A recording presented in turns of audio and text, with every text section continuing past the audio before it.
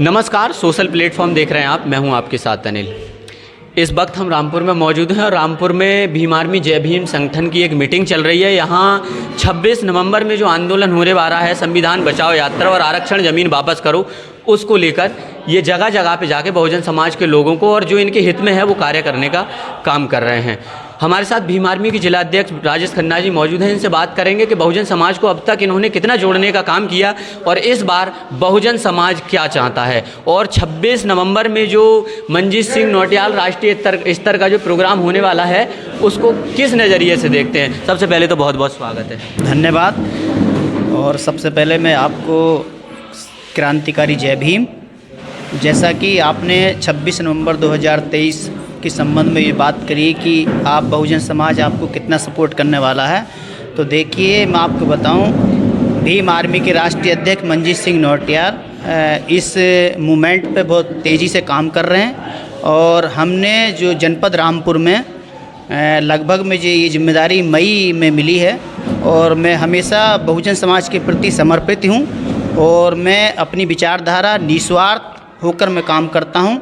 और मैंने लगभग ऐसे मान के चलिए कि जो बहुजन समाज के समस्त सम्मानित संगठन थे उनसे भी मैं बात कर चुका हूं और उन्होंने 26 नवंबर 2023 के उपलक्ष्य में तन मन धन से सहयोग करने की बात कही। अच्छा, कई लगातार देखा जाता है कि कई बड़े मंचों पे आकाश आनंद के साथ आपके जो भीम आर्मी जय भीम संगठन के राष्ट्रीय अध्यक्ष मंजीत सिंह नौटियाल हैं उनको देखा गया है, तो उससे क्या मैसेज जाता है? आप क्या चाहते हैं कि बहुजन समाज पार्टी को आपने समर्थन दे दिया है या फिर भीम आर्मी जय भीम जो संगठन है वो BSP बन चुका है? जी बिल्कुल, मैं इस बात से आपको अवगत करा दूँ।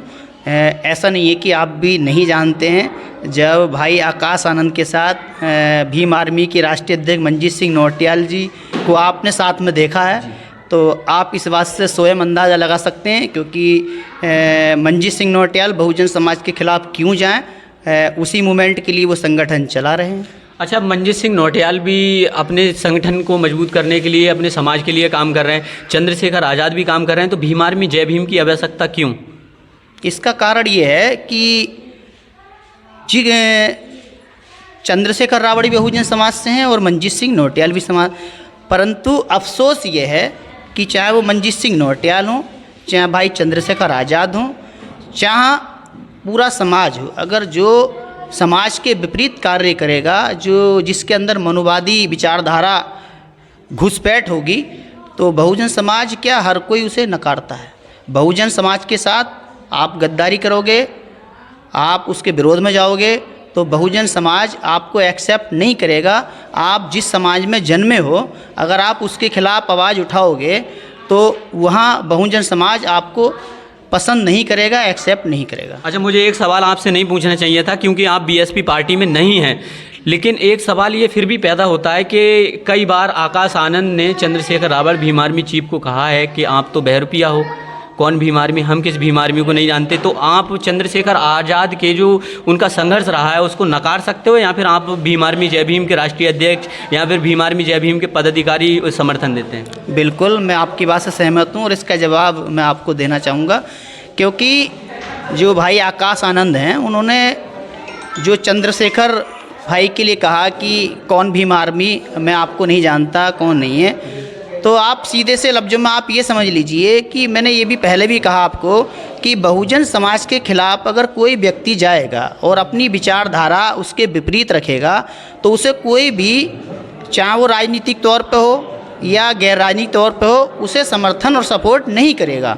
इसलिए आकाश आनंद ने, क्योंकि वो जो है उनके पैरों में बेड़ियाँ डाल रहे थे, बहुजन समाज के खिलाफ जा रहे थे, इसलिए उन्होंने ये बात अपने शब्दों में कही। अच्छा, अब 2024 का जो लोकसभा चुनाव है उसमें आप बहुजन समाज पार्टी का क्या भविष्य देखते हैं? उसका भविष्य ये है, 2024 का चुनाव जो आ रहा है, मौजूदा सरकार या जो नहीं है सरकार में, उसके लिए बहुजन समाज पूरी तरीके से पुरजोर कोशिश कर रहा है। और बड़े भाई मंजीत सिंह नौटियाल और जो हमारे कार्यकर्ता हैं, जो पदाधिकारी हैं या बहुजन समाज है, जो मान्यवर काशीराम साहब की मूवमेंट को राजनीतिक तौर पे बड़े स्तर पे खड़ा करेगा और 2024 में अच्छे ही परिणाम आएंगे और जो चौंकाने वाले होंगे। 26 नवंबर में जो आपका आंदोलन होने वाला है उसको किस नज़रिए से देखते हैं? उस नज़रिए से जो 26 नवंबर 2023 को गांधी समाधि से अंबेडकर पार्क संविधान बचाओ यात्रा जो राष्ट्रीय अध्यक्ष मंजीत सिंह नौटियाल जी के दिशा निर्देशन में बहुजन मूवमेंट को आगे बढ़ाने के लिए जो दिशा निर्देशन हमें प्राप्त हुए हैं उसमें हमने जो संविधान बचाओ यात्रा रखी है उसमें समाज का हमें काफ़ी सपोर्ट मिल रहा है और देखना कि समाज उसमें जो है उसका वर्चस्व काफ़ी रहेगा और समाज के प्रति हम समर्पित हैं और संविधान के प्रति सारे लोग हमारे सपोर्ट में। अच्छा, एक सवाल और ले लेते हैं। लोग कहते हैं और ख़ास करके विपक्षी पार्टियां जो आपसे सहमत नहीं हैं वो लोग कहते हैं कि संविधान पे कहीं कुछ नहीं है, आप लोग क्यों संविधान बचाओ यात्रा कर रहे हो, ये तो दोहरा चरित्र है, बहरूपिया हो आप। जी बिल्कुल।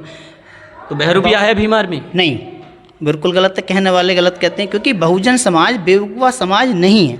वो आज ये बात समझ चुका है कि कहीं ना कहीं संविधान के साथ छेड़छाड़ हो रही है।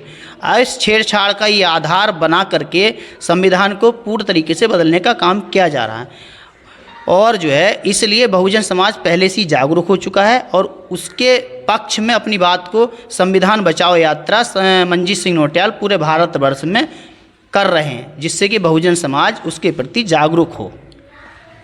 अभी आप सुन रहे थे भीम आर्मी जय भीम के जिलाध्यक्ष, और आपको बता दूं कि ये यहाँ चल के आए, यहाँ प्रोग्राम था आपका।